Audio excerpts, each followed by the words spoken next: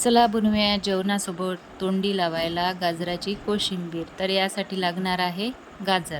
तर इथे मी 2 गाजर घेतले, स्वच्छ धुवून घेते. आता ते 2-3 पाण्याने धुवायचे आणि नंतर धुणं झाले की हे असे शिलून काढायचे, सालं काढून घ्यायचे याचे आणि नंतर बारीक किसणीला किसून घ्यायचे. तर किसणी ही बारीक छिद्रायची घ्यायची, जाड घ्यायची नाही.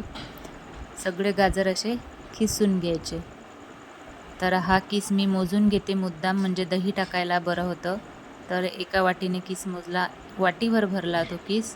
आता तो एका मोठ्या बाउलमध्ये काढते आणि यात टाकणार आता गोड दही.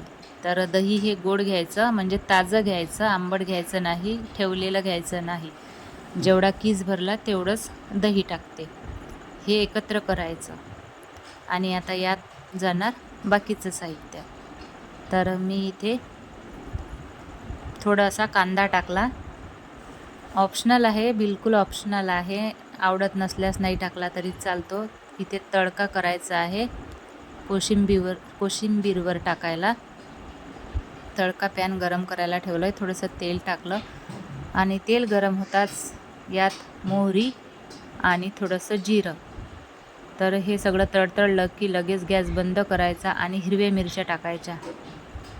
2 हिरव्या मिरच्या बारीक कट करून घेतल्या, जास्त घ्यायच्या नाही. आणि यातच चिमूटभर हळद टाकायची. तर यात तुम्ही कढीपत्ता पण टाकू शकता. माझ्याकडे होता नाही म्हणून मी टाकला नाही. तर हा तडका गरम गरमच या कोशिंबीरवर टाकायचा आणि यात थोडंसं मीठ टाकायचं, बिलकुल चवीनुसार टाकायचं मीठ. आणि अर्धा छोटा चम्मच साखर टाकायची आणि चव खूप छान येते. बारीक चिरलेली कोथिंबीर ॲड करायची आणि लगेच हे कोशिंबीर एकत्र करायची.